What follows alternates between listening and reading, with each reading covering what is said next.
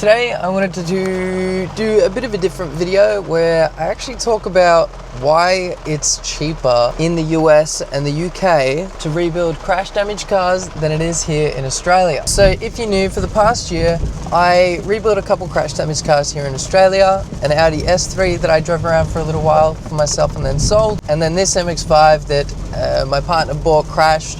I rebuilt for her, and this is now her daily driver. I've then bought a flood damaged Range Rover Sport SDV6, the twin turbo 6-cylinder diesel. And over the past year of rebuilding these, I have realized that in the UK and the US, where you see Travarish, Matt Armstrong, Beers for Build, oh, it's flooded. When you're seeing all those guys rebuild cars, the rules are a little bit different for me than it is for them. Unfortunately for me, it actually makes it really difficult when trying to make a YouTube channel out of rebuilding cars in Australia. Probably the biggest difference between Australia and the UK and the US is that here, when a car gets written off, we have like an extra step to get it on the road. It's different in some states. I'm in Queensland, it's written off vehicle inspection here. And pretty much what that is you need your roadworthy certificate here, which is equivalent to an MOT in the UK. I don't know what it's called in the US. You essentially need to prove that all of the parts that you've repaired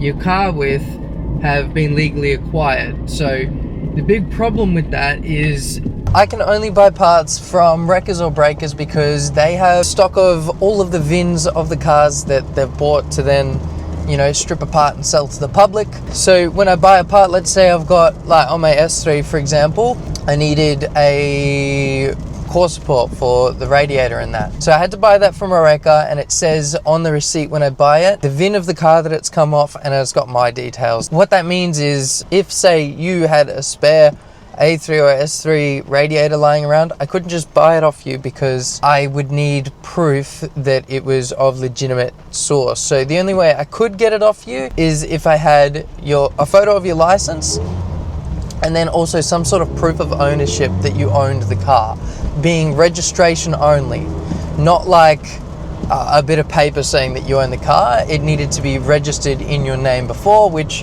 when you're buying parts, like, you probably didn't have that car, or you might not have had that car registered in the past, which means you're not going to have a registration slip for it, and there's no way that I can prove that you owned that part before.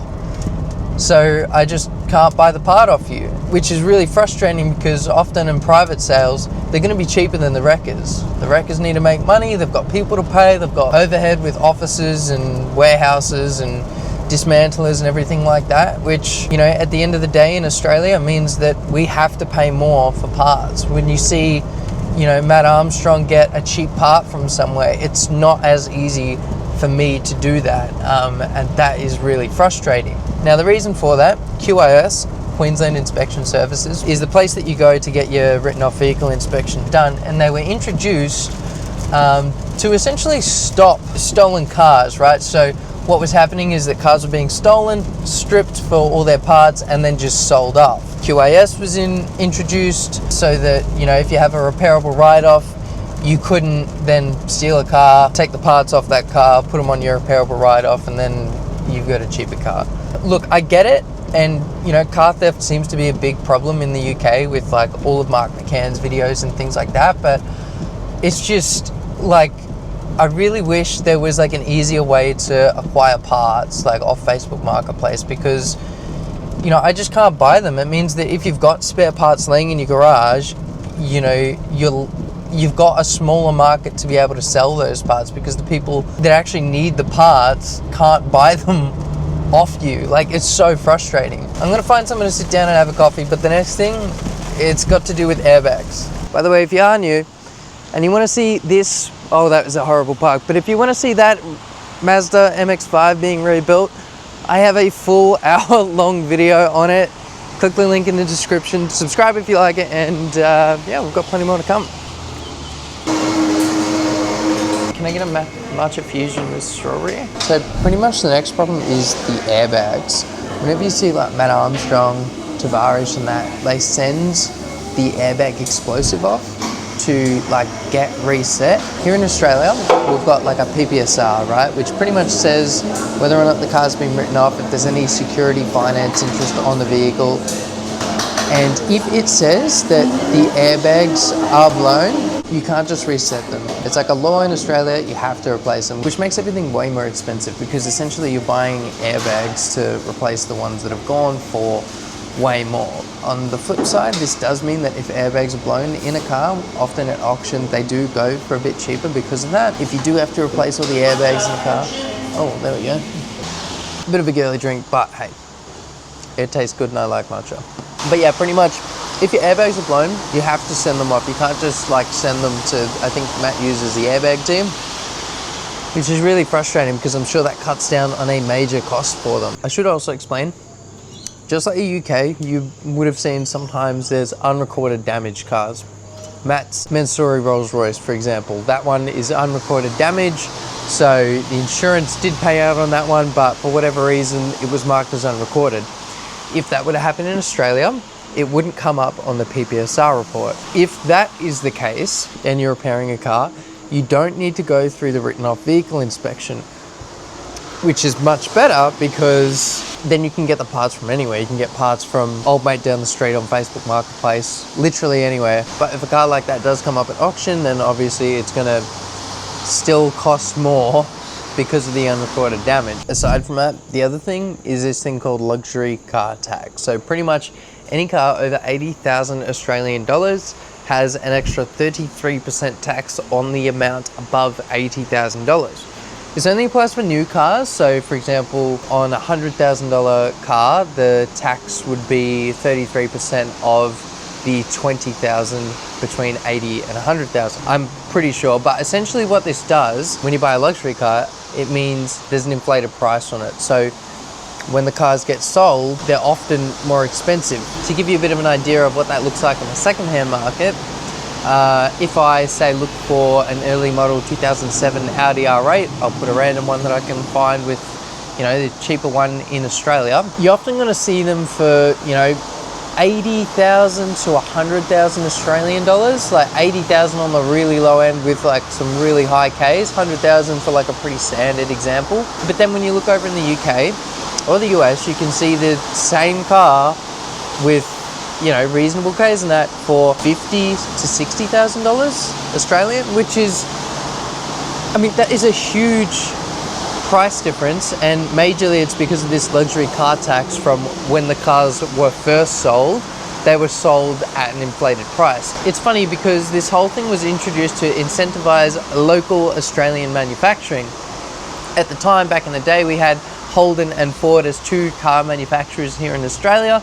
I'm not huge on those sorts of cars, but the manufacturing was here. It created a lot of jobs, and luxury car tax was introduced to help incentivize people buying Holdens and Fords. But years ago, Holden and Ford both shut down manufacturing in Australia, and we still have this luxury car tax, which is a little bit ridiculous when you think about it. But yeah, it essentially means that pretty much every car here is like way overpriced. There's less of them around. In the US, you can get like V8s and stuff for pretty cheap. Like V8s and things like that are actually really expensive here, even if they're very old, which really sucks because it means that when I go to buy a car, I want something that's, you know, that I like, one, and two, is going to be a car that like might do well for YouTube.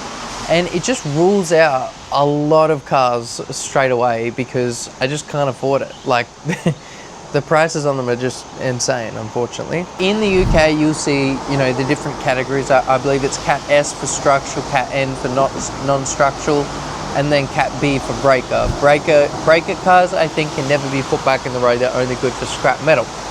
Here we have repairable write-off and non-repairable write-off, or statutory write-off. Statutory write-offs are pretty much Cat B cars and can never be put back on the road. Australia is split up into a few different states, and they're pretty far apart. Pretty much the whole east and west coast of Australia is populated, but the entire centre is just dead air. So if I was going to buy a car from the other side of Australia, it would cost an unfathomable amount to actually get it over to where I am here in Queensland. And one particular state in Australia, I think this is a huge waste, but one particular state in Australia, New South Wales, their write-offs are all statutory write-offs. There are no repairable write-offs. It means every single car that gets written off in New South Wales can never be put back on the road. And like, I'm talking like, when I look at the auction sites and I see a stat write-off in New South Wales, I look at it and I go, wow.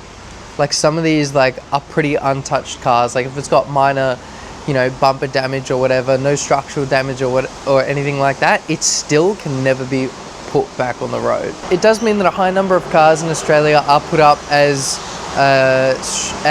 statutory write-offs as opposed to repairable. There are a lot of people here that like to buy them, repair them and flip them, that are obviously way better at it than I am, and they're doing it purely for profit. So with low supply of repairable write-offs that can be put back on the road and a high demand for them, when you buy them crashed, they're actually not all that cheap a lot of the time, in my experience at least. I've only bought 3 cars so far, and I get a bit happy when they tend to come up, so don't quote me for it just yet. I'm gonna head home. Let's talk about the last thing in the car. Look at this absolutely horrid car park, by the way, right on the line and everything. Yeah. So yeah, the other thing is perception. Now, I could be wrong about this, and if you're in the UK or the US, please leave a comment and let me know.